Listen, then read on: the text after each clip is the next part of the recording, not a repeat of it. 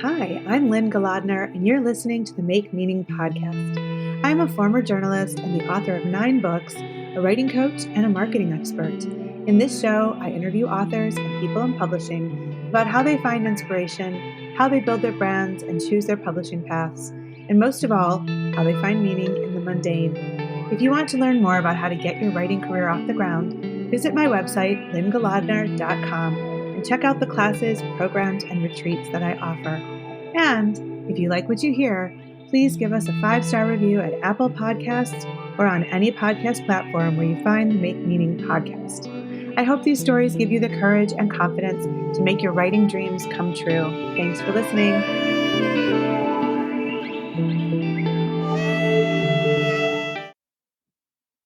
Qin Sun Stubis grew up in the squalor of a Shanghai shantytown during the Great Chinese Famine. Her once prestigious family was shunned as political pariahs and forced to endure poverty, torture, and even an assassination attempt. But their nights came alive with stories of their family's incredible history, colorful tales of pirates, prophecies, fortunes won and lost, glorious lives, and gruesome deaths. Based on actual experiences and family lore that spans the post-imperial to the post-cultural revolution eras of China. Qin has united these stories in a gorgeously written and gripping nonfiction narrative titled Once Our Lives. This is a book about one of the most fascinating yet overlooked parts of Chinese history. Once Our Lives is the remarkable true story of 4 generations of Chinese women and how their lives were threatened by powerful and cruel ancient traditions, historical upheavals, gender oppression, and a man whose fate dramatically altered their destinies. I'm so honored today to welcome Qin Sun Stubis to the Make Meaning podcast. Qin Sun Stubis, welcome to the Make Meaning podcast. How wonderful, Lynn. Very nice meeting you. You as well. I'm really excited to have you here, and I'm so fascinated by your life journey. So I wonder if you can start by sharing with our listeners some of the most remarkable details from your childhood, like how you achieved an education and eventually emigrated to the United States. I was born in a shanty town in Shanghai, China, during the greatest famine that killed nearly 50 million Chinese people. Ooh. So my childhood was poor. It was poor, like dirt poor. We had a dirt floor and lived in an upside-down wooden box in my father built and leaning against my father's parents' house. Wow. And for the first 2 years of my life, I was left in an old bamboo crib someone gave to my mother because my mother and father had to go to work. And so the family could be fed. And by the age of 2, and at the time, early 1960s, the Chinese government was encouraging families to have more children. But there was not enough facility to keep those children where the parents can go out to work. So my mother had to wait for me to turn to 2. She thought that was the time, the age they would accept the children. But when she took me there, the people delivered to her a glowing news because I could not sit, I could not talk, and I could not walk. As if my mother was blind and never saw any of those things. I guess she was just so occupied with a life that was so hard that they told her that I probably would never be able to walk. And my mother took me back home, holding me, and in her belly was a 3rd child. And she went back home, and my father was working a bamboo forest somewhere far away from home. So she decided that no matter how poor, even without food, she had to stay home and take care of me. And that was my very beginning of my life. And then, we were always poor. My father, during the Cultural Revolution, he was an honest man who always spoke his honest words. And unfortunately, the authority didn't like it. They put him into detention and they took away his wages. So my mother had to raise 4 little girls with no income. So since I had a good eyesight, I was the second child. She used to ask me to accompany her to pawn shops, where she deposited her things from the old days because my grandfather was a watch and clock manager before the communism took over China. So she had the little pieces of jade, silver chopsticks, and silver spoon, lacquer trays, and we deposited everything to the pawn shop, and she knew whatever went, it would never head back home. So it was a lot of emotion and tears, and we managed to pull through a life. But even during such hard times, there was one thing my mother never forgot: to read to us, to talk to us about the old times, the stories that of our family's ancestors and things that happened during her childhood, to amuse us, to educate us. So I always knew a lot about my mother's upbringing, my grandfather, my grandmother, all those stories. And also I learned to read and write, to learn to love words. Wow. So So this is all at home? This wasn't in school or anything? that was before I went to school. Okay. Okay. When I went to school at the age of 6, Mm-hmm. that was in 1966, Cultural Revolution started. Right. So all the textbooks, the children's educational material were all taken away, and the school was only allowed to teach mouse quotation. So I started my first grade with mouse quotation book carried in a little red plastic bag sideways over my shoulder. That's how I went to school. When I was only a third grade in 1968, when my father started to be imprisoned and sent to detention. So I really saw firsthand. I was scared of words because I found that words were the most dangerous thing. My father spoke words authorities didn't like, and they could have sent him to prison. I was very worried. And I was worried also. I felt my mother already was doing so much. She was knitting our 4 little girls' sweaters. She was hand sewing our clothes, and everything was rationed. We really had a very hard life. And I didn't want her worry about me. Even though with a child, I worried that I would end up where my father was. That's how scared I was. But I also loved the words because when my mother told us stories, she was a trained actress. She did plays on the stage, and he was almost a movie actress, except her adopted mother got a TB, and at the time there was no penicillin. So she had to go home, take care of the dying mother, and it took 3.5 years. And so she never became a movie actress, but she was great at singing and telling stories. So I really felt the words are actually so useful. I love the words. Yeah. And when I grew older, I felt, I was very lucky, actually.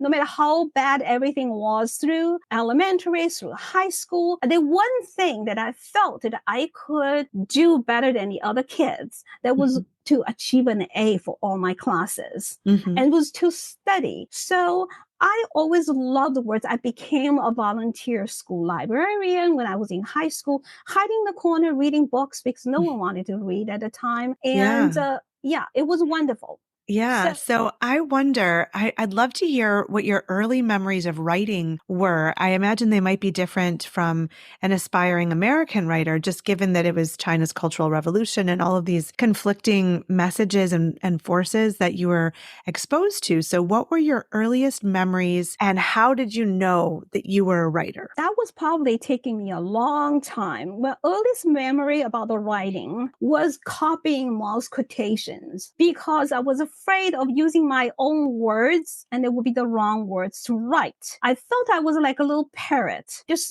regurgitate whatever was being told. And that was the best way for me to avoid all the troubles. Okay. Now, then jump from that point on, and I was graduating from high school. And because I did so well, even though no kids liked education, but I did the best I could going through everything. And China restarted a thing called entrance examination for college, which was originated from the imperial days, that if you, no matter what background you came from, if you do well, you can go and get to college, even you have no money, whatever. So I actually was admitted by the Shanghai Institute of Foreign Languages. It's like the second best language college in China at the time. They were training mostly for diplomatic purposes. Okay. And the school was run by Educational Ministry and Foreign Ministry. And there, suddenly, my eyes were opened. I fell in love with Thomas Hardy, with Shakespeare's sonnets.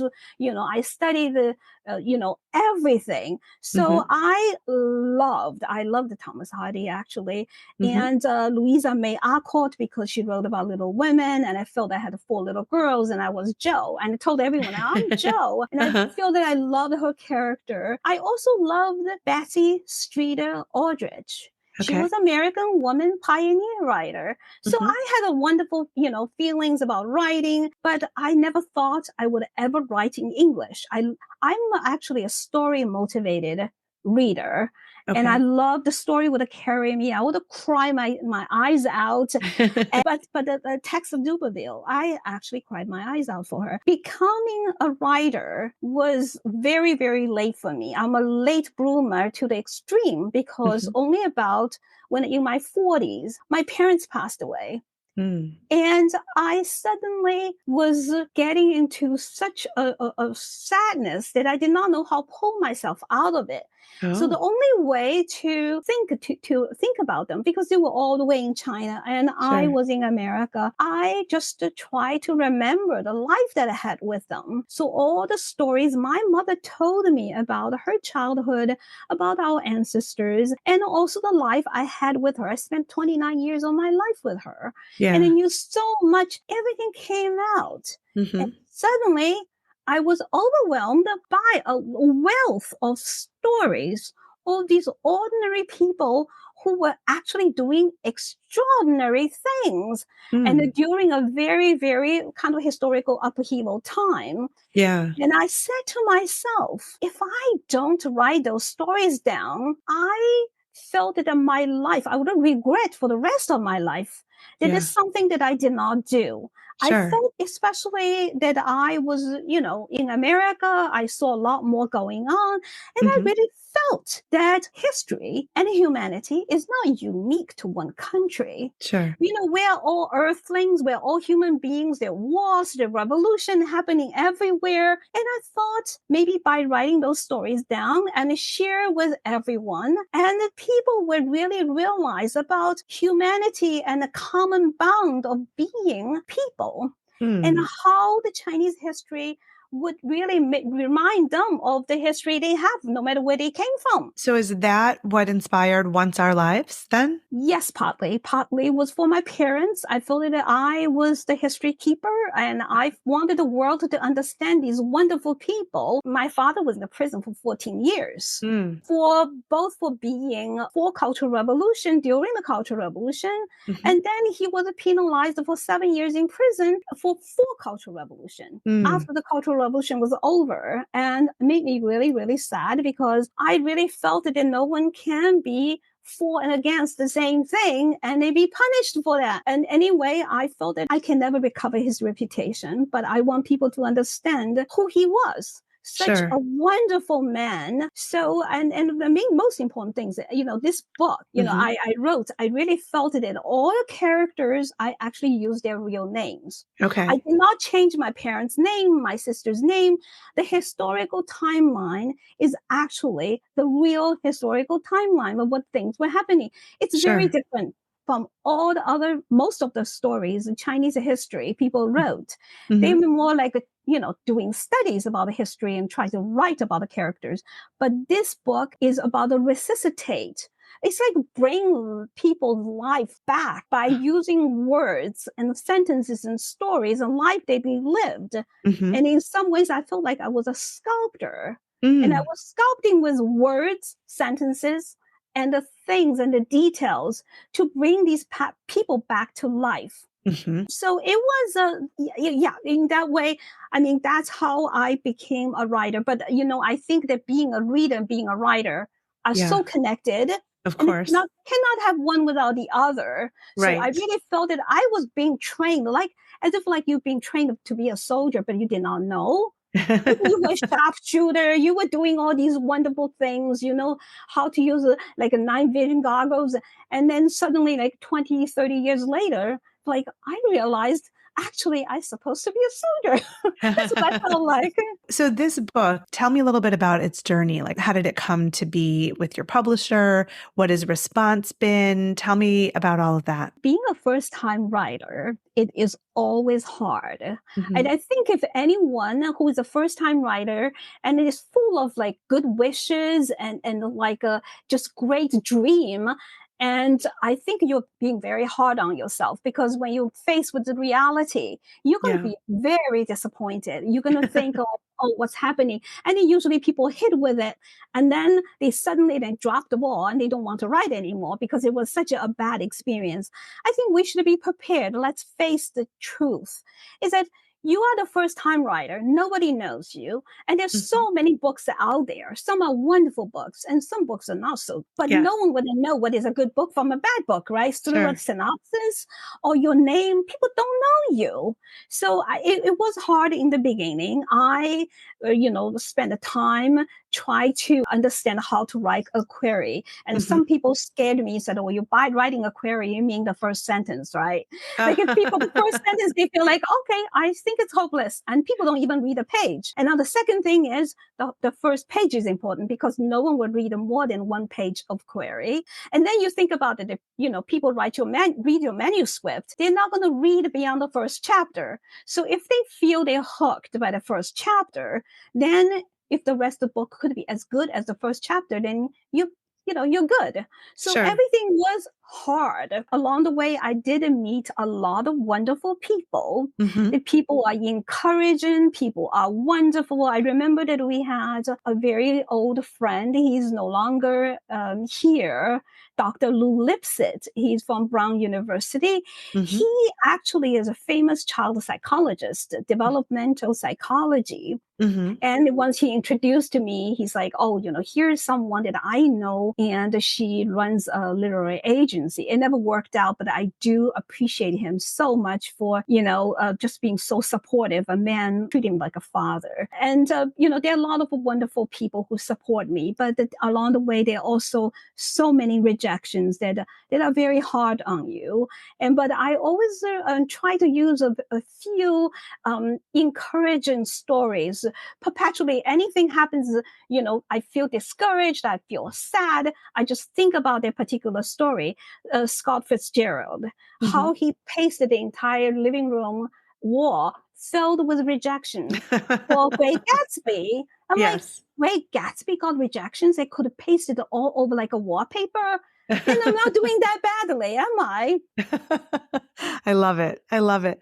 So how has response been to the book? What have you heard from readers? What's been your experience? I am so grateful, actually. The book was published the first day of June this Hmm. year. Hmm. The book has already got 4 awards. Wow, that's It, great. yeah, it got the Gold Prize for Nonfiction Author Association. It got prize from a reader's favorite. Hmm. And I'm going to Miami in a few days and to receive my award. And also the book will be at a Miami Book Fair. Hmm. And we're Great. raising money for St. Jude's Children's Hospital. So it's for a Nice. great cause. Yeah. And I got a winner for handcraft. And Hmm. most lately, it won the book prize for with the Best Book Award. Oh, great. Apparently Pope Francis and Amy Tan among the winners. So I feel very privileged, very honored. So it's been doing well. And I got so many people that I don't know. They all wrote to me, some on Amazon. They said, oh, the book needs a prequel, needs a sequel. And most of them said, I cannot put the book down. Great. And the book reads like a fiction, but actually it's nonfiction because I was inspired by Frank McCourt, Oh, yeah. Angela's Ashes. Yeah. When I read that book, I cried, I laughed, and he opened my eyes to a possibility of writing the history in a Mm. way as the history unfolds. And Okay. like, it's so wonderful. I wanted people to see how the people live their lives in the past. And the readers actually can see them in Yeah. progression as Hmm. if like a movie. showing in front of them. And that's what I wanted to do. So I was partially inspired by Frank McCourt. I love him. Nice. So what is next for your writing career? Are you working on another book or, what's your vision? Along the way, when I was writing Once Our Lives, it took me 20 years of Oh, labor wow. and love. But along the way, I felt that because I just was determined to write this book, but I needed to sharpen my writing skill. So along the way, I actually became a newspaper columnist for Santa Monica Star. I've Mhm. already penned out over 200 columns Wow. about the history, about the parenting from perspective of being an Asian. And along the East Coast, I called it Reflections from the East. Hmm. And I have also written short stories and kind of a little obsessed by people, older people, the real Americans, when they get older, but, loneliness, they are kind of still like interacting in their mind about the past, about the present, and whatever the future they could see themselves. I enjoying writing this kind of short stories, but I have also written like close to a dozen essays about my own life in China because the book Once Our Lives is really not about my lives. It's about 4 generations of Chinese women struggling through war, revolution, and ancient Chinese superstition. But about my own life, I wrote them in a style of essays about Mm. all different things that happened, growing up in China from all perspectives. I've been enjoying writing them, and I might Hmm. keep on writing more essays, and eventually, if possible, to become a collection of Mm. essays. And I also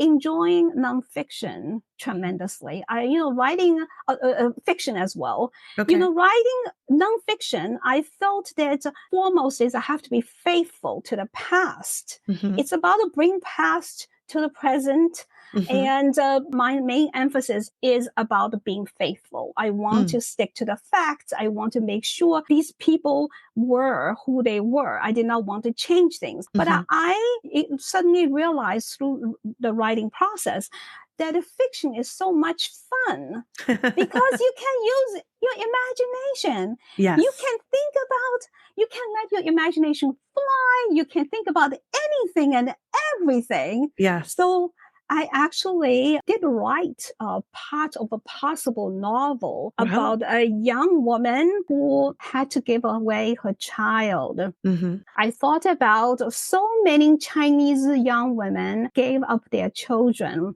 Hmm. whether it's on the front door steps of somebody's house. Chinese didn't have fire stations, or where you can drop your baby. It could be anywhere. And there's so many of these little girls have been adopted by the American families, all going around the world. But behind every child, there's a mother Hmm. who actually had a story to tell. Hmm. It's not like so easy, like you buy something from a store and then the next day decided I don't want it anymore. Let me donate it.